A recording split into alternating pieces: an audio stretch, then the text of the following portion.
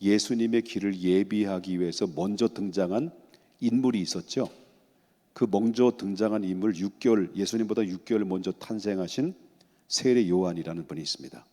이 세례 요한이 요단강에 건너서 요단강의 중심으로 해서 많은 사람이 세례를 베풀고, 그리고 광야에서 약대 털옷과 석청을 먹으면서, 메뚜기의 석청을 먹어가면서 바로 이 유대 사람들에게, 타락한 유대 사람들에게 회개하라, 천국이 가까웠다라는 회개를 촉구하면서 복음을 전합니다.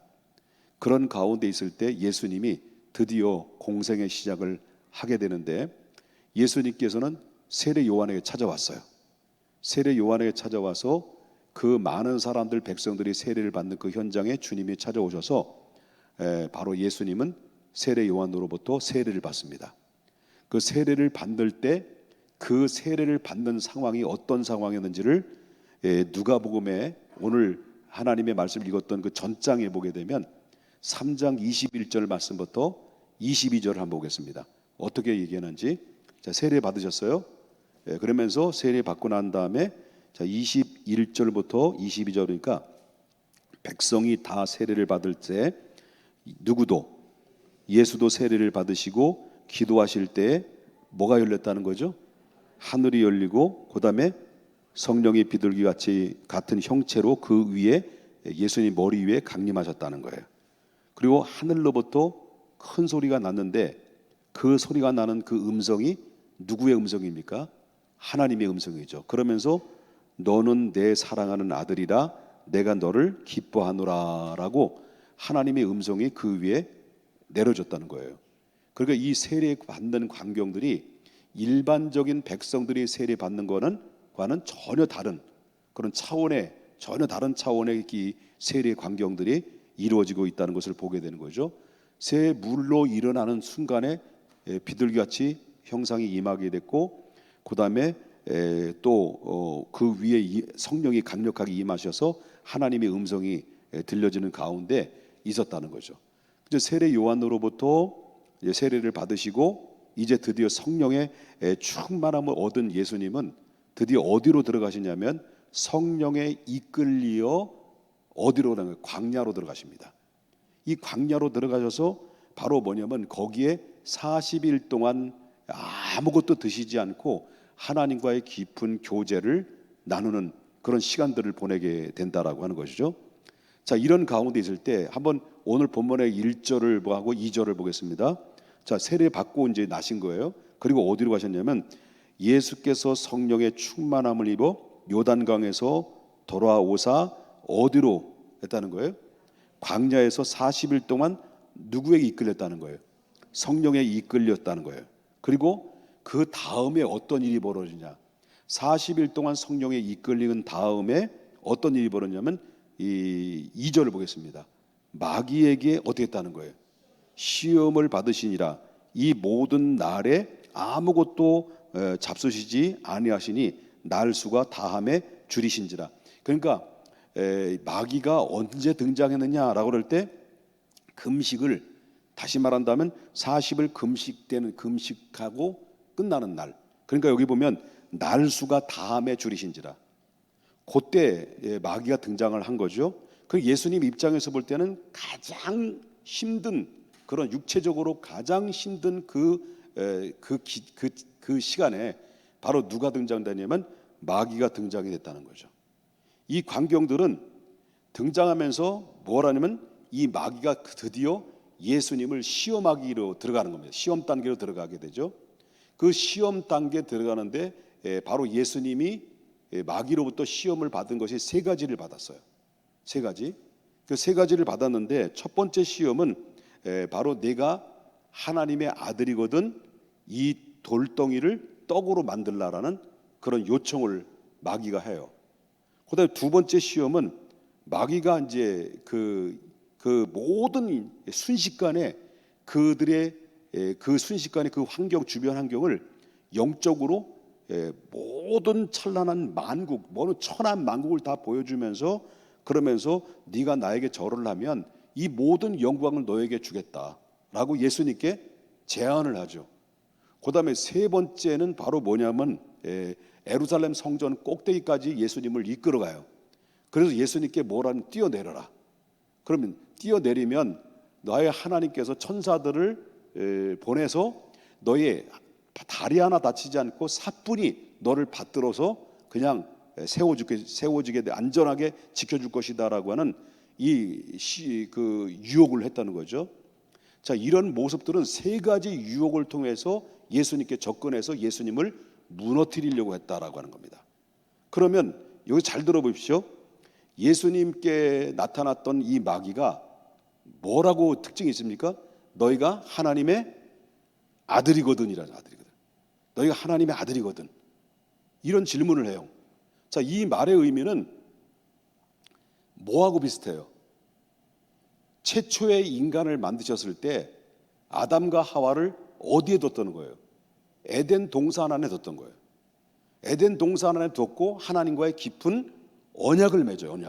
언약을 맺어가지고 너희 동산의 모든 실과는 너희 임의대로 너희 자유롭게 다 먹되 선악을 알게 하는 선악과는 건들지 마라라는 것입니다. 그러면서 하나님의 언약을 내려줬는데 교묘하게 마귀가 에덴 동산 안에 들어온 거예요. 들어와서 그 아담과 하와의 여자에게 찾아와서 바로 이 마귀가 첫 마디가 뭐예요? 첫 마디가 여기 성경을 좀 보겠습니다. 창세기 3장 1절인데 제가 읽을게요. 제가 찾지 않아서 제가 읽어드릴게요. 자, 그런데 뱀이 여호와 하나님이 지으신 들짐승 중에 가장 간교하니라. 뱀이 여자에게 물어 이르되 하나님이 참으로 너에게 동산 모든 나무의 열매를 먹지 말라 하시더냐? 라는 질문을 한 것은 하시더냐라는 질문과 네가 정녕 하나님의 아들이냐? 라는 질문과 거의 같은 유혹의 맥락이 있어요. 시험이. 그러니까 예수님이 첫 번째 아담으로 오았던 인류의 시조는 마귀의 시험에 넘어진 거예요. 근데 두 번째 아담으로 인류를 구원하실 오실 예수 그리스도, 두 번째 아담으로 오실 예수를 이 땅에 왔었을 때 마귀는 가만히 있었을까요? 가만히 있을까요? 가만히 못 있죠. 그 둘째 아담, 인류를 구원하실 그 예수를 무너뜨리는 것이 마귀의 전략이라는 거예요. 그래서 너희가 하나님의 아들이거든 돌덩이를 떡으로 만들어라. 천한 만국을 보면서 네가 하나님의 아들이거든 내게 절하라. 내 모든 만국을 너에게 주겠다. 네가 또 하나님의 아들이거든 이 예루살렘 성전 꼭대기에서 뛰어내려라 라고 하는 바로 하나님의 아들이거든이라는 말을 넌지시 내비치면서 바로 예수님을 무너뜨리는 이 광경들이 보게 되는데, 바로 첫 번째 아담은 마귀로부터 시험 들어서 무너짐으로 인류에게 바로 사망이 찾아왔다고 한다면, 둘째 아담으로 오신 예수님은 이 40일 동안 금식하고 나서 마귀로부터 유혹을 받았을 때, 시험을 받았을 때 시험에서 이기신 그 승리자의 모습으로 성경에서 오늘 엿볼 수가 있다라고 하는 것입니다. 그러면 그때 당시에 마귀, 자, 예수님께 찾아왔던 마귀라는 존재에 대해서 한번 생각해 보죠. 사람들은 귀신 그러잖아요. 귀신 소리 들어봤어요? 이런 귀신 그런 얘기 아니에요. 오늘 귀신, 사탄, 마귀 이런 존재들이 지금도 역사하고 있을까요, 없을까요? 역사하고죠. 허벌나게 역사하고 있어요. 겁나게 역사하고 있어요.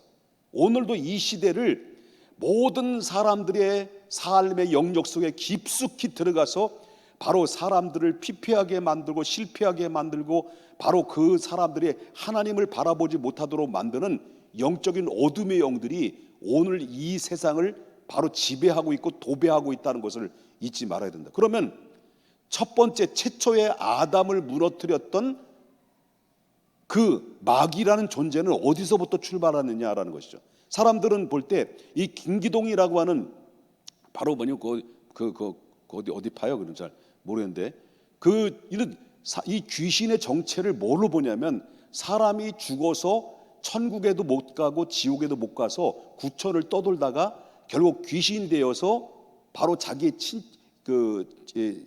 사람 속에 들어왔다라는 이야기를 하고 있단 말이죠. 근데 그게 아니라는 거죠. 근데 성경을 보게 되면 귀신의 정체에 대해서는 바로 뭐냐면, 하나님이 인간을 만들기 이전에, 세상을 만들기 이전에 피조의 세계를 소개하고 있는데, 바로 뭐냐면 인간을 만들기 훨씬 이전에 하나님이 천사들을 하나님이 창조했다라고 나와요. 그 천사들을 창조하는데 천사들에게는 천사장이 있는데 여기 성경에 나오는 천사장은 두 장을 소개해 주는 것이 있어요. 하나는 바로 뭐냐면 가브리엘 천사장, 그 다음에 미카엘 천사장, 이렇게 소개를 나와요.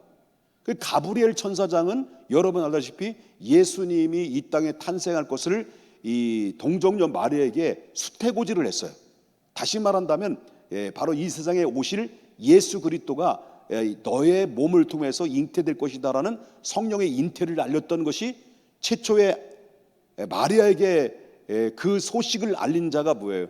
하나님이 보낸 바로 가브리엘 천사장이었어요. 믿습니까? 그러면 이미 인간보다도 먼저 이전에 창조된 이 천사가 바로 뭐냐면 천사들이 있었는데 그 가브리엘이라는 이 천사의 역할은 하나님의 기쁨의 메시지를 전달하는 역할을. 그 다음 미카엘이라는 천사를 또 소개하고 있는데 미카엘은 바로 뭐냐면 호위군사예요. 그래서 여러분 알다시피 요한계시록에 보게 되면 마지막 때가 되면 옙뱀이라고 하는 악한 마귀와 바로 이 미카엘이라는 그 천사의 하늘에서 전쟁이 일어난다고 그랬어요. 그래서 그때 미카엘이라는 이 천사장에 대한 이 소개를 하고 있어요. 성경에는 천사장에 딱 두 이름만 소개하고 있지만 마귀라고 하는 이 천사장에 대해서는 언급을 하지 않아요. 그런데 이 마귀가 처음부터 마귀였느냐라는 거예요. 원래 마귀 이전에 마귀는 천사였다는 거예요. 그 천사가 어떻게 해서 마귀가 됐느냐라는 거에 대해서 성경에서는 많이 구체적으로 확 얘기한 것보다는 바로 이 성경의 이 이사야 선지자는 이 이야기를 계명성이라는 말이 나와요. 자, 저 성경 잘해. 야라는 게 아니고. 자, 보겠습니다. 자, 보겠습니다. 이사야 보겠습니다. 이사야에서 제 말이 좀 이해되셔요? 어려워? 그럼 다시 할까? 처음부터? 지겨워? 그럼 내려와? 자, 14장, 이사야 14장 12절 말씀입니다.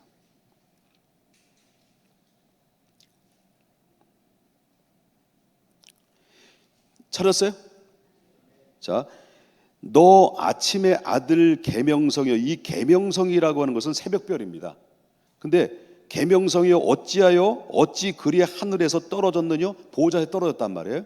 떨어졌는데 너 열국을 없는 자여 어찌 그리 땅에 찍혔는고. 내가 내 마음의 천사장이죠. 계명성이 천사죠. 마음에 이르기를 내가 하늘에 올라 하나님의 어디 위에 무별 위에 내 자리를 높이리라. 내가 북극 지폐의 산 위에 앉으리니 가장 높은 구름 위에 올라가 지극히 높은 이와 같아지리라 라고 하는 생각을 했단 말이에요. 그러나 이제 내 스월 구덩이에서 맨 밑에 떨어짐을 당하리로다. 결국 어떻습니까? 보좌에서 떨어졌다는 거예요. 그게 바로 뭐냐면 성경에서는 신학자들은 루시퍼, 루시엘 여기 얘기 많이 나오지만 성경에는 루시퍼라는 말이 안 나와요. 루시엘도 안 나와요. 그런데 여기 뉘앙스를 보게 되면 이미 하나님의 보호자의 인간을 만들기 이전에 천사장이 바로 하나님보다도 높은 위치에 올라가서 하나님과 비기고자 하는 교만함이 생김으로 말미암아 보호자에서 저는 쫓겨남으로 말미암아 하나님을 대적하는 대적자로 바뀌어지고 말았다는 거예요. 이 마귀가 됐다는 거예요. 정체가. 이해되셨습니까? 오케이 데스네? 오케이 데스네가 뭔 줄 아세요? 나도 몰라. 그렇게 됐다는 거예요. 그런데 그것이 바로 뭐냐면 하나님을 직접적으로 대적할 수 있는 대상자가 안 되니까 가장 그 하나님을 무너뜨릴 수 있는 유일한 통로와 매개체가 누굴까요? 하나님이 인간의 형상, 하나님의 형상을 만든 인간을 무너뜨리는 거예요. 이게 바로 최초의 아담과 하와를 무너뜨린 그 장본인이 바로 뭐냐면 타락한 천사장이라는 거예요. 그래서 인류 시조를 무너뜨리게 만들었습니다. 그것을 가지고 옛날에 성경 요한계시록에 보면 옙뱀이라고 그래요. 옙뱀. 최초의 뱀이 누구를 무너뜨렸어요? 아담과 하와를 무너뜨렸던 옛뱀은 그때 창세기 때만 있는 것이 아니라 지금 오늘날도 똑같이 마지막 재림 때까지 영적 싸움에 주도하며 우리 인류를 무너뜨리고 인류를 타락하게 만들어서 같이 음부 속에 들어가고자 하는 그런 계획들이 그 안에 영적인 음모 속에 다 들어있다라고 하는 거죠. 이런 가운데 있었던 거예요. 그러니까 여러분 보세요. 최초의 아담이 무너뜨림으로 말미암아 인류가 그 아담으로 말미암아 세상에 죄가 들어왔고, 죄가 세상에 들어옴으로 말미암아 모든 사람의 사망이 왔는데, 하나님이 인간을 죄를 짐으로 심판을 해야 될 심판의 공의 심판을 하나님이 철화하시고 인간을 구원하게 할 수 있는, 구원하기 위해서 하나님이 계획하셨던 게 뭐예요? 둘째 아담을 보내시는 거예요. 그래서 여러분 알다시피 3장 창세기 3장 18절에 나오는 여기 3장 18절, 아니지 3장 18절이 아니라 저기 3장 15절, 5절 바로 뭐냐면 여자의 후손으로, 여자의 후손. 이해돼요? 되는 거예요? 되죠? 근데 이 여자의 후손으로 올 거를 이미 예수님이 말씀하셨을 때 드디어 약속의 말씀 따라 구약의 선지자를 말씀하신 것대로 성경대로 예수님이 이 땅에 오셔서 최초의 공생애를 시작할 때 마귀는 가만히 내버두겠냐는 거예요.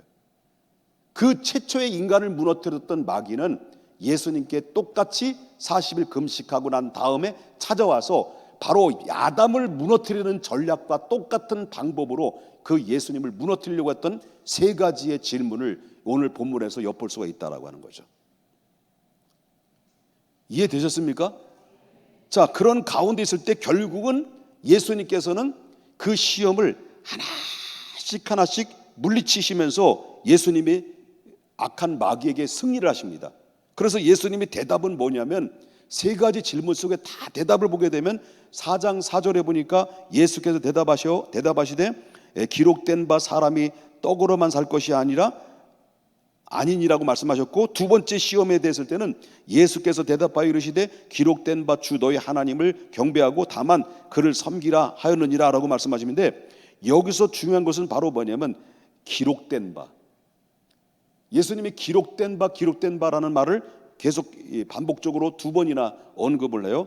마지막 세 번째 예수님 대답은 바로 뭐냐면 예수께 대답하여 이르시되 주 너희 하나님을 시험하지 말라 성경에서는 말하였느니라. 모두가 예수님이 그 마귀를 시험할 때, 그 예수님 마귀를 물리쳤을 때는 기록되었을 때 이렇게 얘기한다는 거죠. 그러면 여기서 나오는 이 말씀을 보게 되면 뭘 우리가 느껴야 되느냐면 결국은 예수님이 사탄을 시험에서 이긴 것은 바로 뭐냐면 기적을 일으켜서 이긴 게 아니라는 거예요. 예수님이 돌덩어리를 떡덩이로 만들어서 이긴 게 아니라는 거예요. 마귀가 시키는 대로 바로 예수님께서는 바로 성전에서 떨어져서 선자들이 받들어서 기적을 일으켜가지고 마귀를 시험에서 이긴 게 아니라는 거예요. 무엇으로 이겼습니까? 기적으로 이긴 것이 아니라 예수님을 믿고 따르는 저와 여러분이 충분히 이길 수 있는 가능성 있는 방법으로 예수님은 그 마귀의 유혹에서 승리를 했다라고 하는 거예요. 그것이 뭐냐? 그 방법이 뭐냐? 바로 기적을 일으켜서 승리하는 것이 아니라는 거예요. 그 예수님께서 기적을 일으켜서 방법을 통해서 그 승리한 것이 아니라 우리도 똑같이 악한 마귀의 유혹이 왔어도 이길 수 있는 방법으로 예수님은 이길 수 있는 승리의 비결을 우리에게 보여준 것인데, 그것이 뭐냐고 말하면, 간단히 말한다고 한다면 그것은 바로 뭐냐면 하나님의 말씀이에요. 하나님의 말씀으로 내 신앙이 정립되지 않으면 마귀의 유혹에서 넘어져요. 하나님의 말씀으로 여러분 구원의 확신이 확실하게 내 안에 확신이 들지 않으면 이단이 와서 바로 잘못된 거짓 증언을 통해서 뒤밀면 금방 유혹에 넘어지는 거예요. 왜 이단들에 넘어지는 이유가 바로 뭐냐? 구원의 확신이 없기 때문에 넘어지는 거예요. 저와 여러분이 구원의 확신만 있으면 아무리 이단들이 와서 우리를 유혹해도 넘어지지 않아요. 넘어질 수가 없어요. 뭐냐? 하나님의 말씀은 살아있고 운동력에서 좌우의 날선 어떤 검보다 예리하여 우리 영과 혼과 관절과 골수를 찔러 쪼개기까지 하며 우리의 마음과 생각을 감찰하시는 능력의 말씀이 우리를 지켜주는 유일한 무기요 통로라는 거예요. 믿으시면 크게 아멘 하십시다. 기적을 통해서 여러분 교회들마다 기적 그러잖아요. 기적 이러는 거 좋아요. 교회에서 은사 좋습니다. 중요한 것은 바로 뭐냐면 은사보다 더 중요한 게 뭐냐, 기적보다 더 중요한 게 뭐냐, 내 심령 속에 내 마음판에 살아있는 하나님의 말씀의 무기가 있느냐, 그게 바로 우리가 승리의 관건이다라는 것을 여러분 믿으셔야 된다라고 하는 거예요. 예수님이 물리쳤던 세 가지 방법은 다 똑같은 거예요. 이르시되 그거예요. 이르시되. 그리할 때 마귀는 4장 13절에 보니까 마귀가 모든 시험을 다한 후에 얼마 동안 예수님을 떠났어요. 그리고 다른 공간복음에, 마태복음이나 공간복음에 보면 시험을 다 하신 다음에 천사들이 와서 그 예수님을 받들었다 그랬어요. 여러분, 승리한 이후에는 우리를 천사들이 받들어주는 놀라운 능력이 은혜에 있다는 거예요.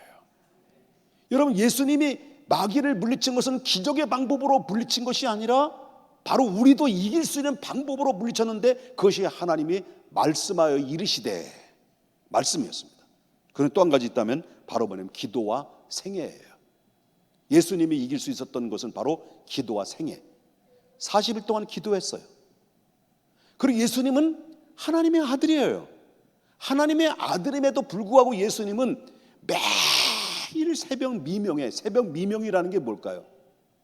새벽 미명, 새벽보다도 더 이른 아침이에요. 새벽 미명의 습관을 따라 늘 산에 올라가셔서 예수님은 하나님과 깊은 교제의 시간을 가졌어요. 이것은 바로 뭐냐면 예수님은 기도할 필요가 없으신 분이에요. 왜? 하나님이시니까. 그 왜 우리에게 예수님께서는 왜 새벽 미명에 올라가셔서 왜 기도를 하셨느냐 할 때, 우리도 하나님의 백성된 신분을 가지고 있는 우리 믿음의 사람들은 하나님께 기도하지 않으면 살 수 없다는 것을 몸소 예수님께서는 보여준 거예요. 그렇기 때문에 기도만 한다고 되는 건 아니죠. 예수님께서는 기도와 삶이 하나가 됐다는 거예요. 기도와 삶이 하나가 됐다는 거예요. 특별히 말씀을 전하는 지도자들은 바로 뭐냐면 내가 강단에서 내가 누군가의 지도를 하고 누구를 인도한 만큼 거기에 따른 뭐가 있습니까? 책임 있는 삶이 있어야 된다는 거죠. 내가 책임 있는 삶을 살지 않는 상태 속에서 바로 잘 살으십시오, 기도하십시오, 그리고 여러분 믿음도 똑바로 사십시오 라고 할 때 거기에 내가 책임 있는 삶을 살지 못하면 내가 이 앞에서 선포되는 말에 리더십이 데미지를 입게 되는 거죠. 예수님은 언제나 어느 때나 그 안에서 역사하고, 예수님 언제 어디든지 예수님의 제자들이 가는 곳마다 기적이 일어났고 이적이 일어났지만 그의 삶의 열매 속에는 바로 하나님과의 깊은 교제 속에서 일어나는 모습들을 우리에게 보여요. 그래서 예수님께서 겟세마네 동산에 그들을 끌고 가면서 억지로라도 기도시킨 거예요. 너의 시험에 들지 않게 너는 깨어서 기도하라. 우리 하나님의 백성들은 기도하지 않으면 시험 들 수밖에 없는 거예요. 시험 들 수밖에 없어요. 그래서 저와 여러분이 꼭 기억해야 될 것은, 하나님의 말씀을 인도하는 사람들은 지금 젊은 친구들은 잠이 많이 와서 그렇지, 여러분 게임만 좀 덜 하면 새벽 기도에 분명히 일어날 수 있어. 새벽 기도 해야 돼요. 우리 민재 우리 신학생 새벽 기도 나와요? 예, 그래요. 나와야 돼. 그 다음에 성현이 신학생 새벽 기도 나와요? 우리 목사님들이나 전도사님들도 정해진 시간만 나오는 거 아니야. 계속 나와야 되는 게 정상이에요. 어디 정해진 시간만 나올 수 있을까? 여러분, 지금 젊은 이 사역자들은요, 지금부터 기도로 쌓아놓지 않으면 목회하기 힘들어요. 목회 힘들어요. 기도는 생명이에요. 기도는 호흡이에요. 기도는 나의 미래를 책임질 수 있는 하나님 영적인 저금 통장이에요. 축복을 여는 열쇠예요. 어디 뭐 신학생들 뿐만이겠습니까? 우리 전도사는 뭐 목사님들 뿐이겠습니까? 우리 중직을 맡은 분들 당연하죠. 우리 하나님의 교회를 지도자로서 부름받은 사람들은 언제나 어느 때나 뭡니까? 기도와 생애, 삶이 바로 일상화가 돼야 된다는 것을 잊지 말아야 된다는 거죠. 오늘 청년들 악기팀들 보니까 내가 오면서 가면서 또 올라오면서 이랬어요. 근데 못 봐. 예. 눈이 있는 자는 볼지어다 할 때 한 명만 보더라고. 근데 이 여유 있게 드럼을 치면서 이렇게 보면서 웃더라고. 그래서 너무 감사하다. 이 실력 있는 친구들, 이런 실력 있는 이 앞에서 찬양하는 것보다요, 이 악기 이걸 뭐라 그래? 세션이라고 그래요? 섹션이라고 그래? 세션이라고 그래? 예. 이런 이 친구들이 더 중요해요. 근데 여기도 이 친구들 보면 영성이 있어. 참 영성이 있어요. 기도의 시간에 일찍 나가서 그렇지. 네? 다 끝나면 화장실부터 다 갔다 오고 그래서 그렇지. 자, 대단해요. 저와 여러분이 예수님이 우리에게 보여준 기도의 승리의 비결이 뭐였느냐 그럴 때 우리도 승리할 수 있는 비결을 우리에게 보여줬어요. 기적으로 승리한 것이 아니에요. 여러분, 말씀과 말씀의 검으로 승리하신 거예요. 그리고 이 기도로 생애 가운데 하나가 됐을 때 그 안에서 뭐가 생기는 거예요? 영역이 생기는 거예요. 영권이 생기는 거예요. 영안이 열리는 거예요. 그럴 때 악한 마귀를 이길 수 있는 능력이 생긴다는 것을 믿으셔야 될 줄 믿어요. 그리고 마지막에 뭐냐면 성령에 충만해야 돼요. 성령에 충만함. 예수님께서 요단강에서 세례를 받으실 때 올라올 때 뭐 했다는 거예요? 성령이 충만했다는 거예요. 성령이 충만해야 돼요. 옆에 분이 인사합시다. 성령에 충만하십시다.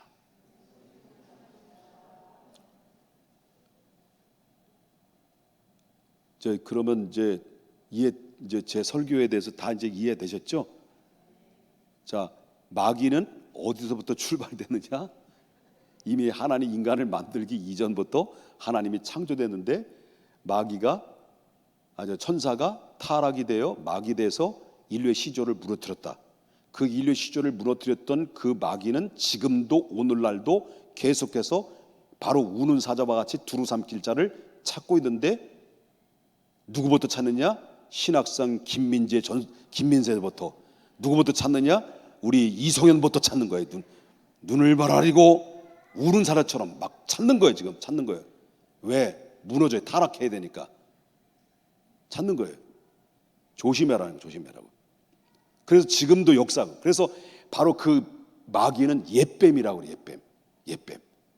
그 무너뜨렸던 마귀가 예수님도 무너뜨렸다는 말이에요. 예수님도 무너뜨렸는데 예수님이 뭘로 불리셨다? 기적으로 불리신 것이 아니라 말씀과 기도의 생애와 성령의 충만함으로. 우리도 충분히 이길 수 있는 무기가 바로 그거예요. 말씀의 검을 가져야 돼요. 그리고 기도해야 돼요. 그리고 성령에 충만해야 돼요.